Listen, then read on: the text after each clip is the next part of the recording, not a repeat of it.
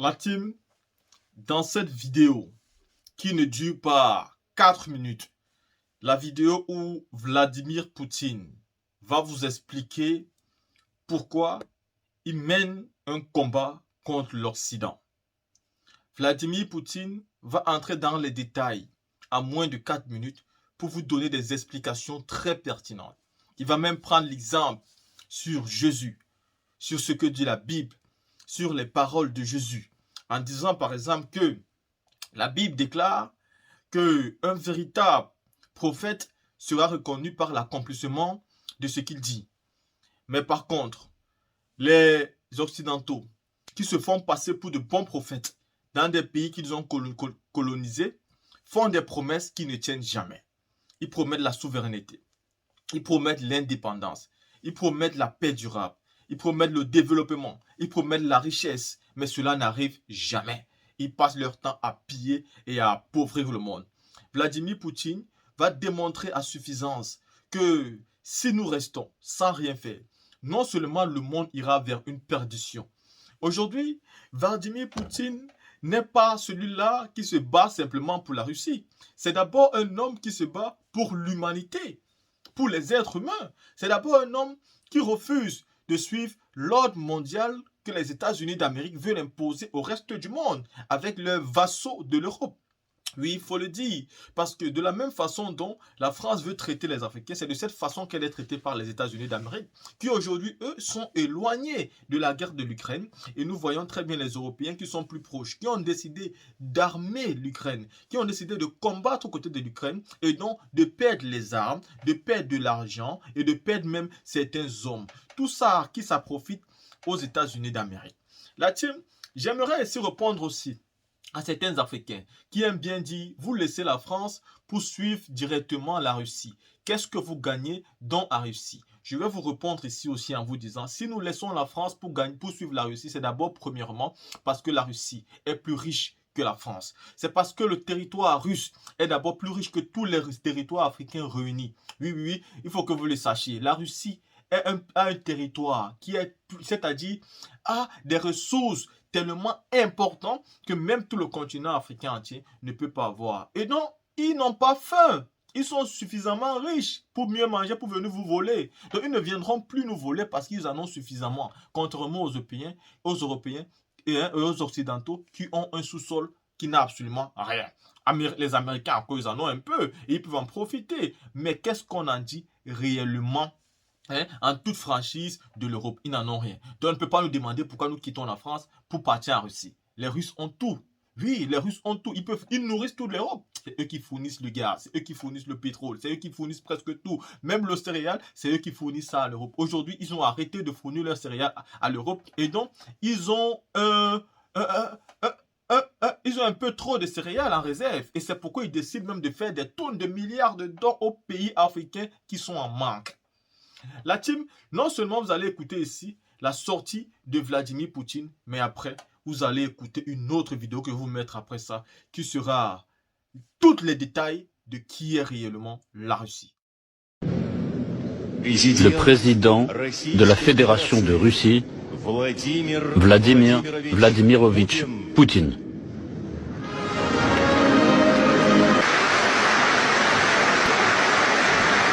L'Occident est prêt à tout enfreindre pour maintenir le système néocolonial qui lui permet de parasiter, en fait de piller le monde, de collecter un tribut humain croissant. La Russie est une grande puissance millénaire, un pays civilisation, et elle ne vivra pas selon de telles règles. Cet Occident n'a aucun droit moral, elle discrimine et dissocie les peuples entre ceux de première catégorie et les autres. Nous n'avons jamais accepté ce nationalisme et ce racisme politique, et nous ne le ferons jamais. Il est bon de rappeler à l'Occident qui a commencé sa politique colonialiste, traite des esclaves, du génocide de peuples indiennes, du pillage de l'Inde, de l'Afrique, exterminer délibérément des ethnies entières pour s'emparer de leurs terres et de leurs ressources. Ils ont organisé une véritable chasse à l'homme, comme s'il s'agissait de bêtes. Ceci est contraire à la nature même de l'homme, à la vérité, à la liberté et à la justice. L'ordre de ce monde unipolaire est par essence antidémocratique et liberticide. Il est profondément faux et hypocrite. C'est absolument honteux. Honteux pour ceux qui le font, honteux pour ceux qui, comme des esclaves, avalent en silence et sans broncher cette insolence. Le diktat américain repose sur la force brute, la loi du plus fort. Tous les pays qui disposent ou cherchent à disposer d'une véritable souveraineté stratégique et sont capables de défier l'hégémonie occidentale sont automatiquement considérés comme ennemis. C'est sur ces principes que se basent les doctrines militaires des États-Unis et de l'OTAN, qui exigent ni plus ni moins qu'une domination totale. Les élites occidentales présentent leurs projets néocoloniaux d'une manière aussi hypocrite, prétendant avoir un esprit pacifique, en parlant d'une certaine dissuasion. Une ruse de ce genre de propos rusés, circule d'une stratégie à une autre, et au fond ne signifie qu'une seule chose, la destruction de tous les pôles de développement souverain. Comme le disait Goebbels, plus le mensonge est gros, plus il passe. Ils agissent selon le même principe. La Russie comprend sa responsabilité devant la communauté internationale et fera tout pour ramener ces têtes brûlées à la raison. Je voudrais maintenant revenir sur ce que j'ai dit et m'adresser à tous nos citoyens, pas seulement aux collègues présents dans la salle, mais à tous les citoyens de Russie. Voulons-nous vraiment avoir ici, dans notre pays, au lieu d'un papa et d'une maman, un parent numéro 1, un numéro 2 ou un numéro 3 ? Voulons-nous que les enfants dans nos écoles, dès l'école primaire, soient exposés à des perversions qui conduisent à la dégradation et à l'extinction? Voulons-nous qu'on leur apprenne qu'il existe d'autres genres que les hommes et les femmes et qu'on leur propose une opération de changement de sexe? Est-ce cela que nous voulons pour notre pays et nos enfants? Tout cela est inacceptable pour nous. Nous avons notre propre avenir. Je répète, la dictature des élites occidentales est dirigée contre toutes les sociétés, y compris les peuples des pays occidentaux eux-mêmes. C'est un défi pour tout le monde. Un tel déni total de l'homme, le renversement de la foi et des valeurs traditionnelles, la suppression de la liberté, prennent la forme d'une religion de l'inversion, du satanisme manifeste. Dans le Sermon sur la montagne, Jésus-Christ dit en dénonçant les faux prophètes, « C'est à leurs fruits que vous les reconnaîtrez. » Et ces fruits empoisonnés sont déjà évidents pour tout le monde. Pour les générations futures, pour nos enfants, petits-enfants et arrière-petits-enfants, nous devons les protéger de l'asservissement, des expériences monstrueuses qui visent à mutiler leur conscience et leur âme. L'effondrement initié de l'hégémonie occidentale est irréversible. Je tiens à le répéter encore une fois. Il n'en ira plus comme auparavant.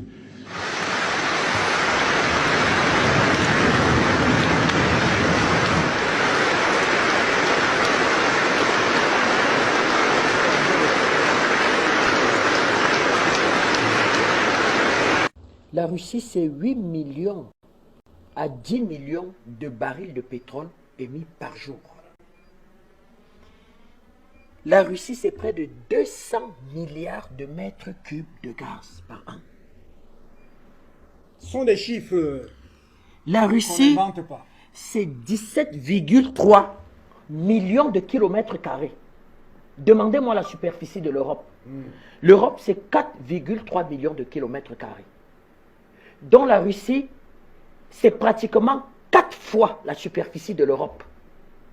C'est un pays qui vous met 8 millions à 10 millions de barils de barils de pétrole par jour. Si vous multipliez 8 millions par 360, c'est-à-dire que si le baril de pétrole, c'est même $1, la Russie, c'est des réserves de change pas possibles. C'est de ce pays qu'on parle. La Russie, c'est 200 millions de personnes.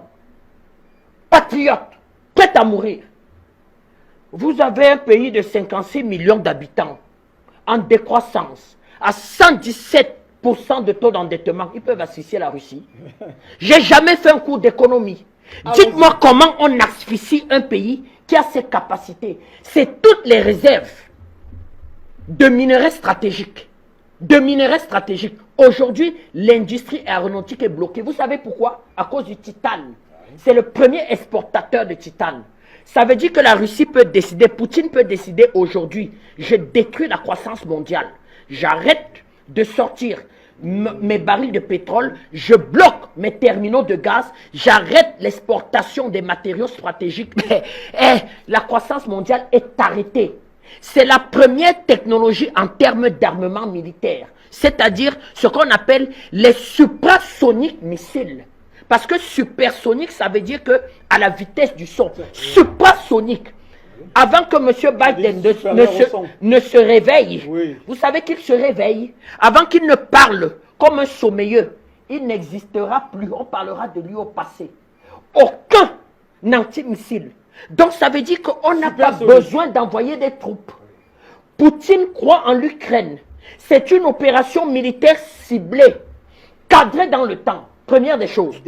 Donc, quand des gens montent sur des plateaux de télévision et vous expliquent que des sanctions économiques de quelqu'un qui vaut rien du tout, en totale décroissance, l'Europe c'est l'Allemagne. L'Europe c'est un pays, c'est l'Allemagne. La France vaut rien.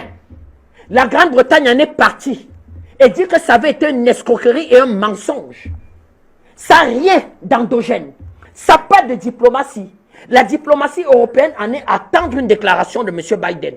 Au point où aujourd'hui, des patriotes européens expliquent qu'on ne peut pas être la 4e locomotive des États-Unis. Comment vous faites pour asphyxier un pays comme celui-là? Première des choses. Deuxième des choses, la Russie a été un grand partenaire de l'OTAN. En 1991, la Russie intègre ce qu'on appelle l'Alliance OTAN-Russie, cadre du Conseil du partenariat euro-atlantique. Le document que M. Banda a. Oui, c'est-à-dire que quand on démantèle l'Union soviétique, parce que l'Union soviétique n'a pas les capacités de tenir ses zones d'influence sur le plan économique et sur le plan militaire, on démantèle. Eh bien, la Russie joue de bonne foi et dit que s'il faille démanteler mon empire pour sécuriser le monde, j'adhère. Oui. La Russie devient un partenaire de l'OTAN. En 1994, la Russie adhère au programme de partenariat pour la paix. C'est-à-dire qu'au sein de l'OTAN, on crée un organe de partenariat pour la paix. En 1990-97, en dépit du fait que les États-Unis violent les accords, en intégrant les anciens pays du pacte de Varsovie, la Russie demande en 2000, c'est Poutine qui le demande à M. Bill Clinton. Ce qui est d'ailleurs interdit, hein, l'expansion. Ce qui est interdit. Il y a deux choses qu'il viole. Oui. Non seulement il viole le partenariat pour la paix, mais en même temps, les États-Unis décident de façon unilatérale d'installer ce qu'on va appeler un bouclier antimissile. Tout à fait. Et la Russie demande aux États-Unis que se passe-t-il? Vu que nous sommes dans un même commandement, nous sommes dans une même vision, nous sommes là pour travailler pour la paix. À quoi va servir un bouclier antimissile? Et vous savez où il décide d'installer le bouclier antimissile? Il décide de l'installer en Pologne. Il décide de l'installer en Pologne. Mais Poutine va continuer, non seulement à attirer l'attention, mais à manifester sa bonne foi. Parce qu'en 2000, M. Bill Clinton fait une visite à Moscou. Poutine lui propose l'adhésion de la Russie à l'OTAN. Nous sommes en 2000. Ça a été dit tout à l'heure, c'est contenu dans le document. Les conventions ont été violées en 1997. C'est-à-dire que l'extension de l'OTAN, l'OTAN ne devait pas s'étendre du côté de l'Ouest. Mais l'OTAN va s'étendre du côté de l'Ouest. L'OTAN va violer les engagements qui ont été pris. Mais la Russie va l'accepter et va demander d'adhérer à l'OTAN. Première question. Il faut regarder la création de l'OTAN. L'OTAN va être créée en dehors de l'ONU. C'est un problème. C'est pour ça que les experts aujourd'hui posent ce problème de l'OTAN. Pourquoi? Parce que l'ONU est créée en 1945. Organisation des Nations Unies, chargée de maintenir la paix et de faire respecter le droit international. Nous, on n'y a jamais cru. Supposons que l'ONU était partie sur le bon sentiment. Mais l'OTAN était destiné à disparaître aussi. Mais l'OTAN va être créé en 1949 au cadre de l'ONU. C'est-à-dire qu'une organisation autonome qui répond uniquement de Washington et qui n'a pas le même agenda que l'ONU. L'agenda de l'ONU était le respect. Prenons-le comme ça, du droit international et de la paix, mais l'OTAN va être créée avec un agenda caché, c'est-à-dire que être pratiquement et uniquement au service des États-Unis pour accroître l'influence des États-Unis. Question, pourquoi les États-Unis n'ont pas demandé à l'Afrique d'adhérer à l'OTAN? Pourquoi les États-Unis ne demandent pas à la Chine d'adhérer à l'OTAN? puisque c'est une organisation chargée de maintenir la paix. Mais tout le monde veut la paix. Moi, M. Tatinda, je veux la paix. Mais sauf que non. Ils vont faire une ségrégation dans l'adoption de l'OTAN. Ils vont vouloir une OTAN de race blanche. Oui. Ils vont vouloir une OTAN de groupes mondialo-globalo-atlantiques. Oui. Qui font la promotion Faussement des valeurs judéo-chrétiennes. Faussement. Ils vont vouloir une OTAN qui font la promotion de l'homosexualité. C'est-à-dire, vous, monsieur Etundi, au Cameroun, vous voulez la paix. Mais l'homosexualité est satanique chez vous. On ne vous veut pas dans l'OTAN. Donc, qu'est-ce que c'est l'OTAN aujourd'hui? Voilà la question que Poutine pose. Et au-delà de ça, en 2021, dans le cadre du Conseil Russie-OTAN, que va faire l'OTAN? L'OTAN va décider en 2014, de sanctionner unilatéralement la Russie. Pourquoi? Parce que la Russie va estimer que la ligne rouge a été franchie. Et que en Crimée, naturellement. Si justement, elle ne fasse pas prévaloir sa force en Crimée, eh bien, elle est totalement asphyxiée. Et c'est là que va intervenir ce que M. Banda Kani a dit. Oui. Pendant qu'on essayait de distraire M. Poutine, eh bien, de façon sous-jacente, on faisait de l'Ukraine une terre de la manipulation du gène. Tout à fait. Du gène. C'est-à-dire de ce qu'on a appelé le gène humain. La manipulation du gène humain, c'est renier l'existence du monde. La manipulation du gène humain, c'est renier l'existence de l'homme dans son essence. La manipulation du gène humain veut dire que la race humaine n'existe plus, que les hommes peuvent être considérés comme des animaux et des cobayes. Et ça, a été le rêve nazi, c'est-à-dire de faire une photocopie de personnes, une reproduction de personnes basée uniquement sur la race blanche. Voilà pourquoi Poutine parle d'un sauvagement du monde. Aux cheveux blancs, à la taille de 1,80 m. Donc Hitler, quand il est vaincu, eh bien, il est vaincu avec des laboratoires qui étaient en train de mettre sur pied un nouveau type de soldats nazis et de soldats qui devaient défendre l'idéologie nazie. C'est-à-dire qu'un peuple à 1,90 m, aérien aux cheveux clairs, quitte à ce qu'on fasse une manipulation entre frères et sœurs de même famille. C'est face à ce projet, et nous l'avons déjà démontré dans le cadre de la crise contre le Covid, de dire que ceux qui sont derrière le Covid, eh bien, ce sont leurs projets. Sauf que Poutine n'a pas adhéré. Il a estimé, ses services secrets se sont rendus compte, et il a décidé que s'il ne faille pas arrêter ça maintenant, le monde est perdu. Donc Poutine ici s'érige en quelque sorte comme étant celui qui défend la vie, celui qui défend la race humaine, celui qui défend un homme, une femme. Et expliquer que un bébé sorti des laboratoires d'enfants fabriqués en Ukraine, qui est le père, M. Etundi? Parce qu'on va se rendre compte que tous les pays slaves, qui est le père? Qui est le père? Il Est-ce que c'est pas. même un enfant? Après avoir écouté ça, nous convenons ensemble ici que le combat qui se mène donc aujourd'hui n'est pas un combat russe, contrairement à ce qu'on veut vous faire croire. C'est un combat qui est au-delà de la Russie. La Russie aujourd'hui a compris une chose qui ne peut pas se discuter dans le monde. C'est que si elle veut vraiment être totalement libérée et elle veut accéder à tout ce dont elle souhaite, il va falloir qu'elle aide les États les plus faibles. Oui, il va falloir qu'elle aide les États africains à se libérer du joug colonial. Il va falloir qu'elle aide les États africains à se développer. Il va falloir qu'elle aide les États africains à mieux s'armer pour que ces États-là puissent finalement mieux se défendre. La Russie a compris tellement de choses qu'aujourd'hui, elle est en train d'entrer en Afrique et créer ce qu'on appelle un bloc russe.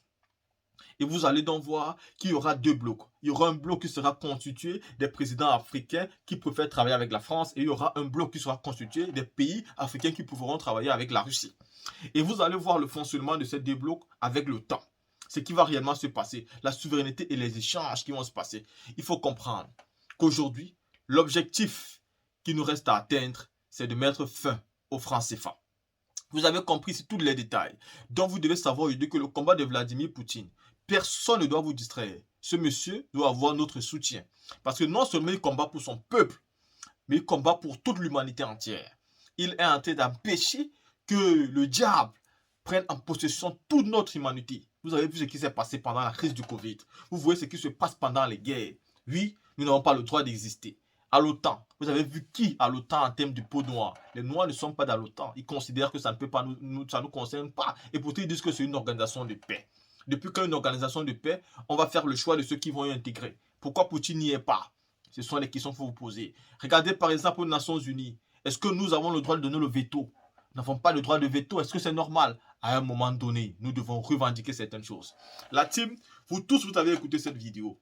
Je vous propose donc de la partager, de liker et de commenter massivement. Mais surtout, de savoir que le combat que nous menons ne fait que commencer. Mais nous approchons quand même du début. Parce que oui, il y a un début et il y a une fin.